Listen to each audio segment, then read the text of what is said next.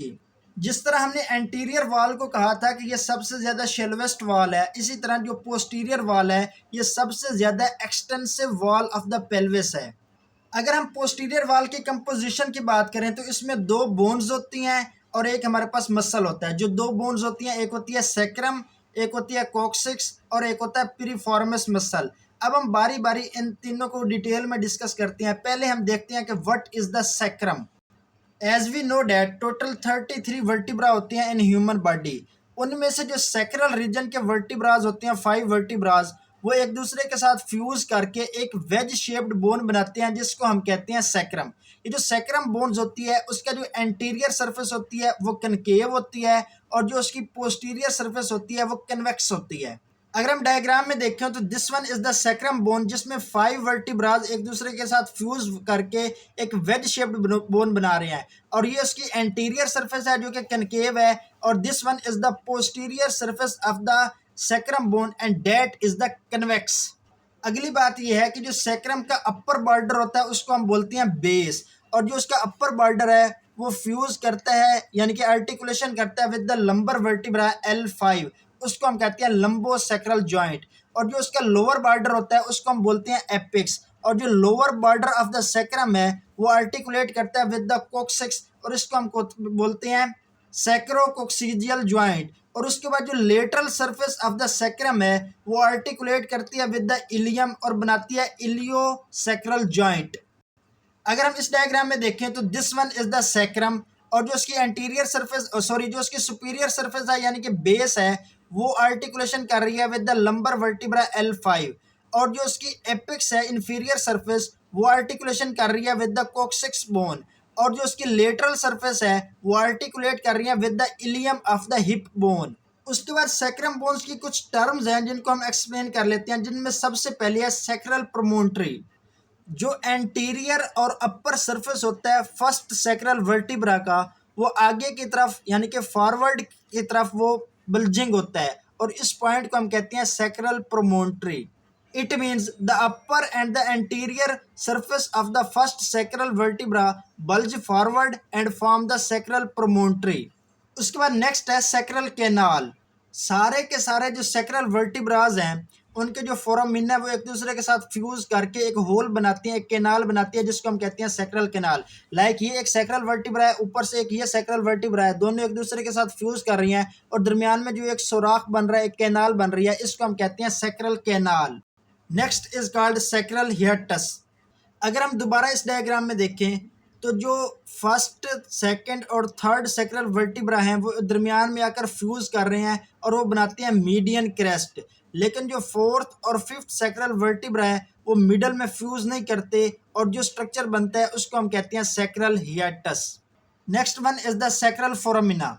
Anterior surface of the sacrum और posterior surface of the sacrum में 4 pairs of the फोरामिन्स होते हैं on each side. इनको हम कहते हैं एंटीरियर सैक्रल फोरामिन्स और पोस्टीरियर सैक्रल फोरामिन्स। और इन सैक्रल फोरामिन्स में से posterior ramus of the sacral nerve जो है वो पास करते हैं। नेक्स्ट वन इज द लंबो सैक्रल एंगल।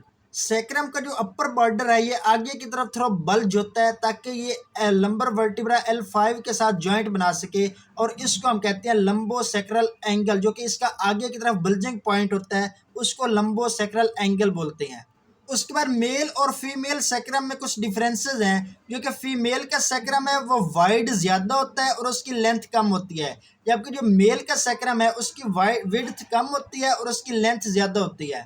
हमने बात की थी सैक्रल हियटस की, अब हम बात करते हैं कि सैक्रल हियटस में से कौन कौन से स्ट्रक्चर पास करते हैं। सैक्रल हियटस में से एक फाइलम टर्मिनलिस पास करता है जो कि कंटिन्यूएशन है पिया मैटर की। इसके साथ साथ कोक्सीजियल नर्व पास करती है और सैक्रल नर्व नंबर 5 पास करती है। अब हम देखते हैं कि सैक्रल कैनाल में से क्या क्या पास करता है।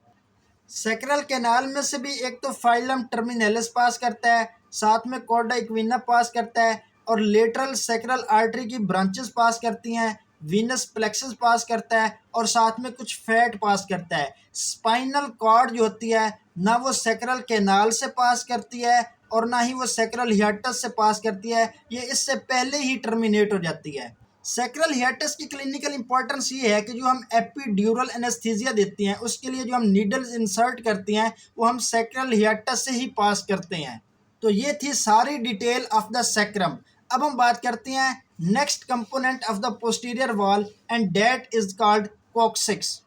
जिस तरह सैक्रल रीजन में 5 वर्टिब्राज आपस में फ्यूज करके एक वेज शेप्ड बोन बनाते हैं, इसी तरह कॉक्सिक्स में भी 4 वर्टिब्राज एक दूसरे के साथ फ्यूज करके एक ट्राइंगुलर शेप बोन बनाती हैं जिसको हम कहते हैं कॉक्सिक्स। अगर हम इस डायग्राम में देखें तो सैक्रम के नीचे ये 1 2 3 और 4 ये 4 वर्टिब्राज एक दूसरे के साथ फ्यूज करके एक ट्राइंगुलर शेप स्ट्रक्चर बोन बना रही हैं जिसको हम कह रहे हैं कॉक्सिक्स। ये जो कॉक्सिक्स बोन है ये जॉइंट बनाती है with the lower end of the sacrum called sacrococcygeal joint.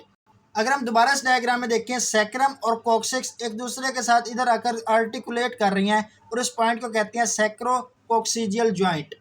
Coccyx में टोटल 4 वर्टिब्राज होती हैं और जो नीचे वाली 3 वर्टिब्राज होती हैं उनकी सिर्फ और सिर्फ बॉडी होती है, यानी कि उनके ट्रांसवर्स प्रोसेस और कॉर्नुआ वगैरह नहीं होते। लेकिन जो फर्स्ट कॉक्सिजियल वर्टिब्रा है उसका कॉर्नुआ भी होता है और उसके ट्रांसवर्स प्रोसेस भी होते हैं। अगर आप लोग इस डायग्राम में मुलाहिजा फरमाएं जिसमें ये सारी ट्रायंगुलर जो बोन है इसको हमने कॉक्सिक्स कहा है, तो कॉक्सिक्स में जो फर्स्ट हमारे पास कॉक्सिक वर्टिब्रा है इसका ये वाले ट्रांसवर्स प्रोसेस भी हमें नज़र आ रहे हैं, इसके साथ साथ इसका ऊपर की तरफ हमें कॉर्नुआ भी नज़र आ रहा है और जो इसका कॉक्सिजियल कॉर्नुआ है इसने जाकर जो सैक्रम का कॉर्नुआ है उसके साथ ये मिला हुआ है। जो अगला कंपोनेंट है पोस्टीरियर वाल का वो एक मसल है जिसको हम कहते हैं पिरिफॉर्मिस। पिरिफॉर्मिस मसल की ओरिजिन होती है from the front of the sacrum और इसकी इंसर्शन होती है in the greater trochanter of the femur. अब क्या बात हुई, जो फीमर है ये तो लोअर लिम्ब में है और जो इसकी ओरिजिन हुई है सैक्रम में वो पेल्विक में है।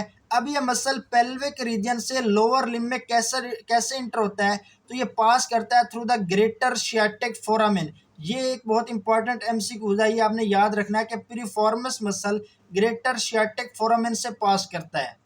अगर आप इस डायग्राम में फोकस करें तो this one is the piriformis muscle and this is the anterior surface of the sacrum.